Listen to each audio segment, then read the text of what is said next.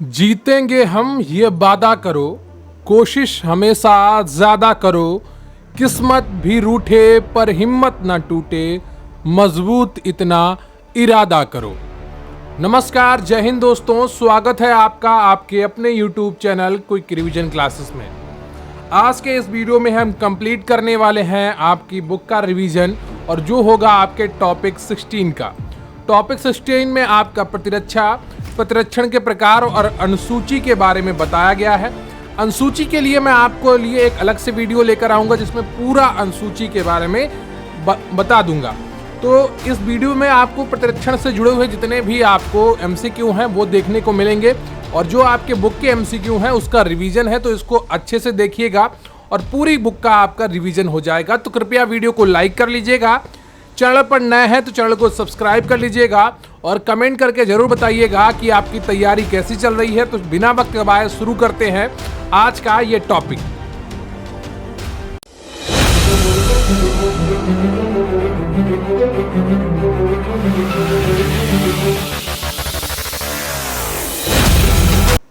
तो अध्याय 16 है आपका, जिसमें आपका प्रतिरक्षण के प्रकार और अनुसूची। तो प्रतिरक्षा इम्यूनिटी क्या होती है ये सब आपको पता ही होगा और आपने भली भांति इसको थ्योरी में पढ़ा होगा। अभी आप बुक के MCQ करने वाले हैं और आपका पहला प्रश्न है कि यदि कोई मानवीय रोग विश्व के बृहद क्षेत्र में फैलता है तो उसे क्या कहते हैं, और इसका सही उत्तर है आपका पेंडेमिक। विश्व के एक बड़े क्षेत्र में फैल गया है तो उसे पेंडेमिक कहते हैं। वैश्विक महामारी जैसे कोविड फैला था। जब कोई रोग किसी विशेष क्षेत्र या जनसंख्या में स्थायी रूप से विद्यमान रहता है तो इसे स्थिति को एंडेमिक कहते हैं। क्या केवल एक पर्टिकुलर स्थान पर है। और जब कोई रोग संक्रामक रोग किसी निश्चित जनसंख्या में बड़ी संख्या में लोगों में कम समय में तेजी से फैलता है तो इसे एपिडेमिक कहते हैं। एपिडेमिक स्थिति का ही विश्व के बृहद क्षेत्र में विस्तार पेंडेमिक कहलाता है। क्लियर है आपको। अगला प्रश्न है आपका कि इम्यूनोलॉजी प्रतिरक्षा विज्ञान के जनक कौन है। बताइएगा, इम्यूनोलॉजी प्रतिरक्षा विज्ञान के जनक कौन है। तो यहाँ पर आपका ऑप्शन जो दिया गया है रॉबर्ट कोच है, लुई पास्चर है, एडवर्ड जेनर है, लैंड स्टीनर है। तो इनमें से कौन सा ऑप्शन आपका सही हो जाएगा ये आपको बताना था और इसका सही उत्तर है आपका C option, Edward Jenner. Clear है आपको। तो एडवर्ड जेनर को इम्यूनोलॉजी का जनक कहा जाता है। इन्होंने चेचक के टीके का आविष्कार किया था। अगला प्रश्न है आपका कि डेंगू बुखार मानव शरीर में निम्नलिखित में से किसकी कमी से हो जाता है। प्लेटलेट्स की कमी से, हीमोग्लोबिन की कमी से, शर्करा की कमी से या जल की कमी से। यह प्रश्न थोड़ा गलत है ना। डेंगू बुखार में मानव शरीर में निम्नलिखित में से किसकी कमी हो जाती है, यह होना चाहिए था, यहां पर से नहीं होना चाहिए था। ठीक है।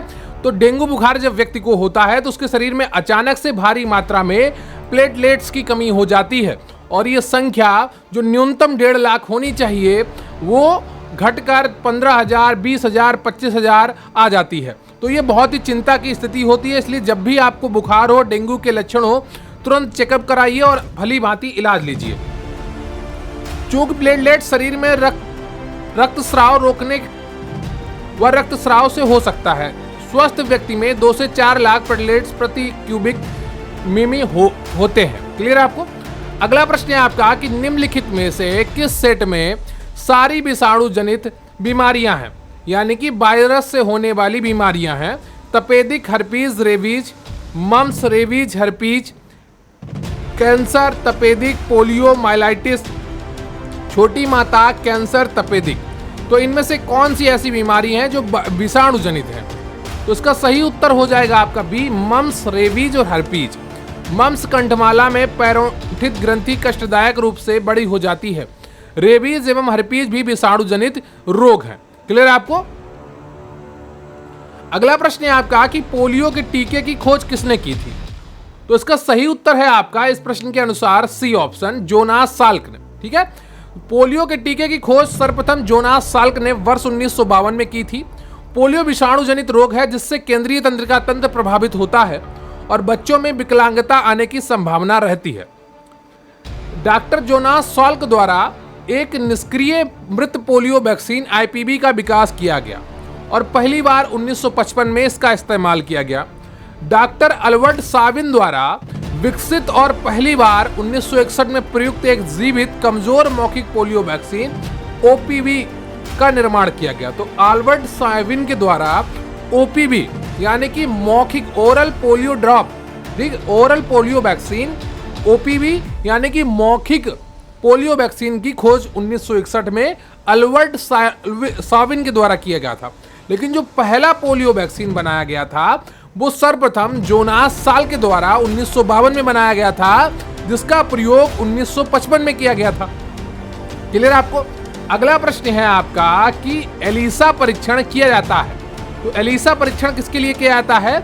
एड्स रोग की पहचान के लिए किया जाता है। डी ऑप्शन आपका बिल्कुल सही है।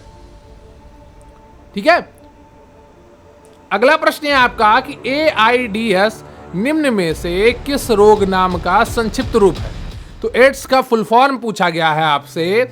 Acquired immuno deformity syndrome, anticipated immune deficiency syndrome, या एक्वायर्ड इम्यूनो डिफिशियंसी सिंड्रोम, या एबनॉर्मल इम्यूनो डिफिशियंसी सिंड्रोम। तो उसका सही उत्तर है आपका C option, acquired immuno deficiency syndrome. Clear आपको? तो ये एड्स का फुल फॉर्म है। यह रोग यौन संबंध रुधिर आदान प्रदान से होता है। ठीक है, तो इसमें रोगी के रोग प्रतिरोधक क्षमता समाप्त हो जाती है। विश्व में HIV विषाणु के लगभग 9 उप प्रकार विकसित हैं या प्रसारित हैं। भारत में HIV का C उप प्रकार प्रभावी है।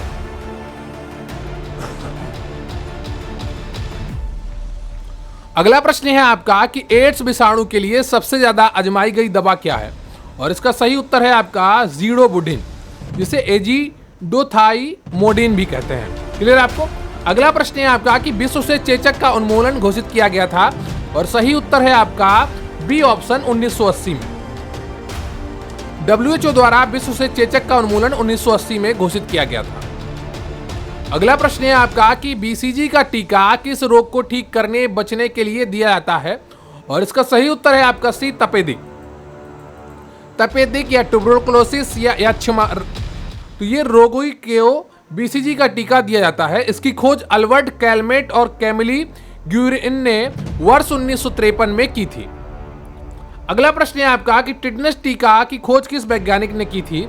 और सही उत्तर है आपका एमिल वान बेहरिंग। तो टिटनेस रोग को सामान्यतः लॉकजा या धनुष टंकार कहा जाता है। आपसे यह भी प्रश्न पूछा जाता है कि धनुष टंकार किस बीमारी को कहा जाता है? तो वहां पर आपका उत्तर होगा टिटनेस। यह रोग बैसिलस टेटनी नामक जीवाणु से होता है। टिटनेस के टीके की खोज 1890 ईस्वी में एमिल वॉन बेहरिंग के नेतृत्व में जर्मन वैज्ञानिक को एक समूह द्वारा निष्क्रिय प्रतिरक्षा विज्ञान के लिए पहला टीका खोजा गया था तथा पहला निष्क्रिय टिटनेस टॉक्साइड की खोज और उत्पादन 1924 ईस्वी में किया गया था। वर्तमान में टिटवैंग या ATS नामक टीका सर्वाधिक प्रसिद्ध है। अगला प्रश्न है आपका कि प्रतिरक्षा तंत्र से क्या तात्पर्य है? और इसका सही उत्तर है आपका बी, शरीर में रोग प्रतिरोधक क्षमता को बढ़ाना। तो प्रतिरक्षा तंत्र का मुख्य कार्य शरीर में रोग प्रतिरोधक क्षमता को बनाए रखना तथा रोगोत्पादक जीवों, रोगाणुओं और प्रतिजनों के दुष्प्रभाव का प्रतिरोध करके समस्थता बनाए रखने की क्षमता होती है। क्लियर आपको? तो 12वीं का बी ऑप्शन आपका बिल्कुल सही है। और आपको क्या करना है? एक अच्छी तैयारी करने के लिए लगातार रिवीजन करना है। ज्यादा से ज्यादा अपने सिलेबस को पढ़िए, टॉपिक से जुड़े हुए MCQ को करिए, और जो मैं ये आपको चैप्टर वाइज MCQ कराए हैं ये बहुत ही महत्वपूर्ण है। और सबसे अच्छी किताब जो आपकी उपलब्धि उससे MCQ कराए गए हैं। अगर आप इन वीडियोस को 4-5 बार देख लेंगे तो निश्चित रूप से आपकी तैयारी बहुत अच्छी हो जाएगी। तो खुद पर भरोसा बनाए रखिए और निरंतर परिश्रम करते रहिए। 24 तारीख में अभी काफ़ी समय है, आपको घबराना नहीं है। जितना भी समय है उसका सदुपयोग करना है आपको और अच्छी तैयारी करनी है। ठीक है, तो समय बचा है और उसको सदुपयोग करना है। कम समय या ज़्यादा समय देखकर आपको घबराना नहीं है।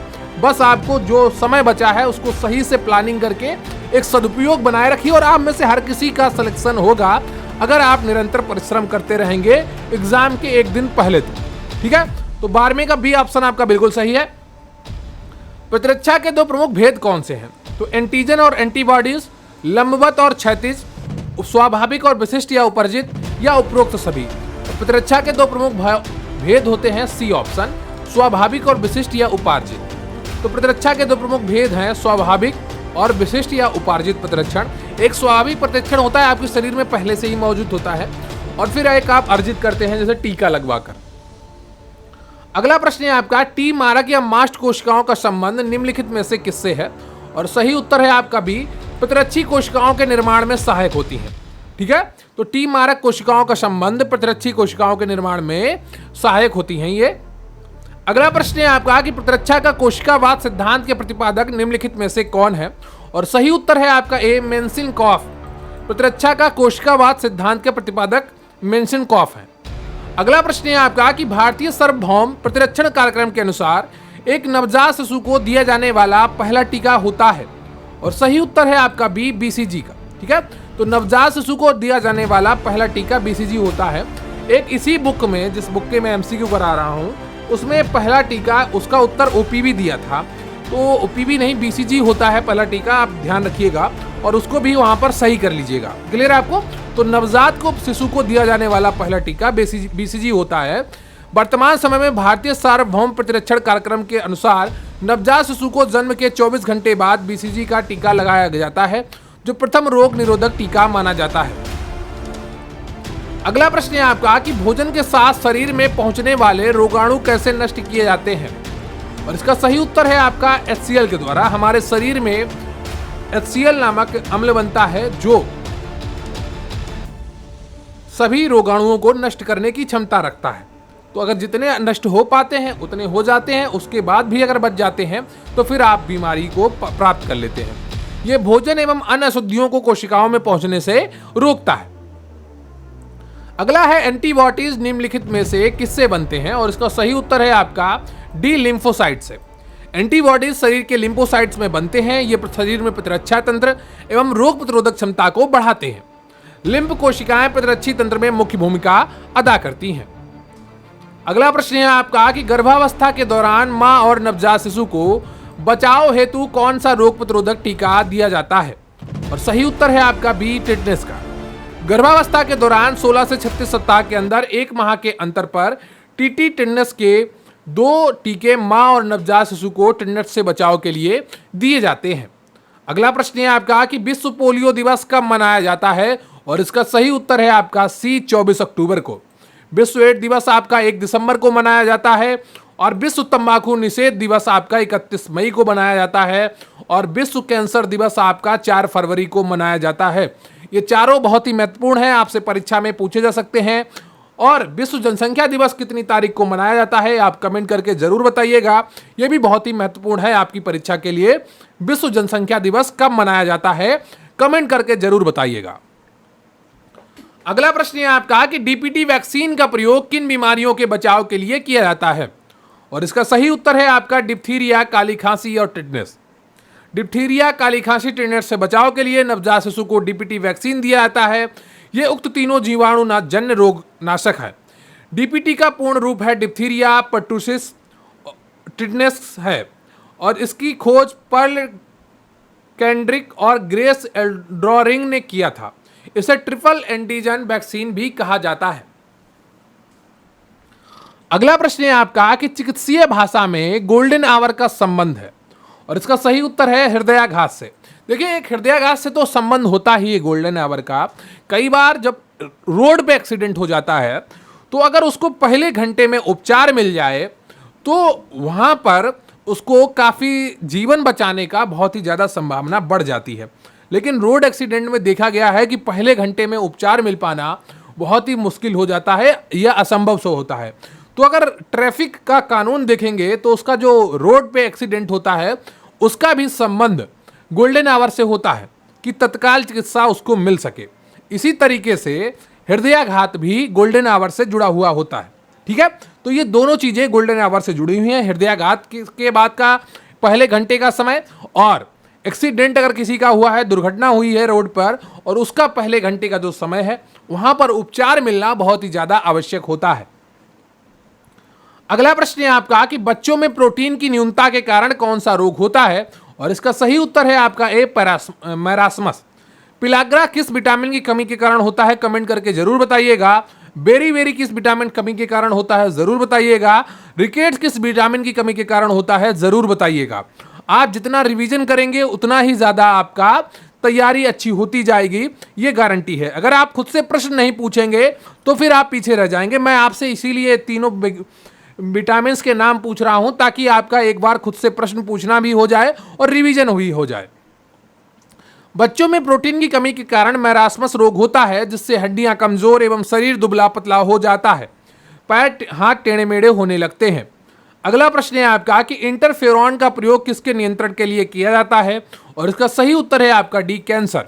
इंटरफेरॉन एक प्रकार का प्रोटीन है। इंटरफेरॉन अल्फा 2A का प्रयोग गुर्दे एवं रक्त के कैंसर के उपचार के लिए किया जाता है। अगला प्रश्न है आपका कि हेपेटाइटिस रोग से मनुष्य के शरीर का सीधा प्रभावित होने वाला अंग कौन सा है, और इसका सही उत्तर है आपका ए, यकृत लीवर। तो हेपेटाइटिस बी यानी कि HBV नामक वायरस के कारण होता है। इस रोग में यकृत लीवर में सूजन एवं जलन पैदा हो जाती है। Hepatitis B virus hepa DNA virus परिवार का एक सदस्य है, जबकि हेपेटाइटिस ए तथा हेपेटाइटिस सी भी हो सकता है। अगला प्रश्न है आपका कि निम्न में कौन सी जोड़ी गलत है? प्लेग चूहा, रेबीज कुत्ता, टेपवर्म सूअर, पोलियो बंदर। तो बंदर से पोलियो नहीं फैलता है, क्लियर आपको। तो प्लेग एक संक्रामक रोग है जो चूहों से फैलता है। रेबीज या हाइड्रोफोबिया पागल कुत्ते के काटने से फैलता है। टेपवर्म फीता कृमि सूअर का अधपका मांस खाने से हमारे शरीर में पहुंचता है। कई बार क्या होता है, लोग सूअर का अधपका मांस खा लेते हैं और फिर उनके टेपवर्म उनके शरीर के अंदर पहुंच जाता है, और फिर क्या होता है, वो कई मीटर लंबा हो जाता है और व्यक्ति को अंदर ही अंदर उसका पूरा पोषण ग्रहण करने लगता है। राजस्थान में एक हुआ था, 20 मीटर का हो गया था, पेट में इतना पतला सा होता है, और टेप वर्म जो फीता कृमि है वो 20 मीटर लंबा हो गया था उसके पेट के अंदर। तो ऑपरेशन करके बाद में डॉक्टर ने उसको निकाला था। जबकि पोलियो बंदर से नहीं, बल्कि पोलियो में एलाइटिस विषाणु द्वारा फैलता है तथा दूषित जल एवं भोजन द्वारा फैलता है, जिसमें तंत्रिका तंत्र प्रभावित होता है। अगला प्रश्न है आपका कि इबोला एक प्राणघातक विषाणु है। इबोला प्राणघातक विषाणु है जो पश्चिमी अफ्रीकी देशों में महामारी का रूप ले चुका था। विश्व स्वास्थ्य संगठन ने अगस्त 2014 में अंतर्राष्ट्रीय आपदा घोषित कर ज्ञातव्य है कि पहली बार 1976 में इबोला वायरस की पहचान की गई थी। 2014 में भारत में भी इबोला के कुछ केस आए थे, और उस समय एक पेशेंट हॉस्पिटल में एडमिट हुआ था। मैं अगर गलत नहीं हूं तो हैदराबाद या बेंगलोर किसी एक जगह पर एडमिट हुआ था वो पेशेंट, और वहां पर जो नर्स थी उनको पता नहीं चला था कि उसको इबोला हो रखा है, और उससे वो नर्स भी डॉक्टर भी संक्रमित हो गई थी, और बहुत ही युवा अवस्था में फिर उनकी मृत्यु हो गई थी। डॉक्टर ने फिर अपने घर भी नहीं गई, वो वहीं हॉस्पिटल में रहीं, और उनका वहीं पर अंतिम संस्कार भी कर दिया गया। कृत्रिम शवदाह है। तो बीमारियों की जो स्थिति है, महामारी, अगर आपको सही जानकारी नहीं होती है तो फिर बहुत ही दर्दनाक स्थिति में पहुंच जाती है। तो इसलिए सभी महामारियों का ज्ञान आपको कराया जा रहा है कि आप गांव के लोगों को, आंगनबाड़ियों को सही ज्ञान दे सकें। तो आपको ये भी पता होना चाहिए कि ये आप क्यों पढ़ रहे हैं, तो आपका पढ़ने का मन भी और ज़्यादा करेगा और चीज़ों को आप समझ पाएंगे। आप मुख्य सेविका बनने जा रहे हैं, और मानकर चलिए कि आप में से अधिकांश लोग मुख्य सेविका बनेंगे, लेकिन तभी बनेंगे जब आप आज मानकर चलेंगे कि मुझे ये सब मुख्य सेविका बनने के बाद याद करना नहीं पड़ेगा। आज मैं अगर इसको सही से पढ़ लूँगी तो आपको परीक्षा में भी ज़्यादा समस्याएं नहीं होंगी। क्लियर आपको? तो अपना मोटिवेशन खुद बनिए और खुद को मॉरली ऊपर उठाइए, एक एक चीज़ को समझिए, एक एक चीज़ को पढ़िए।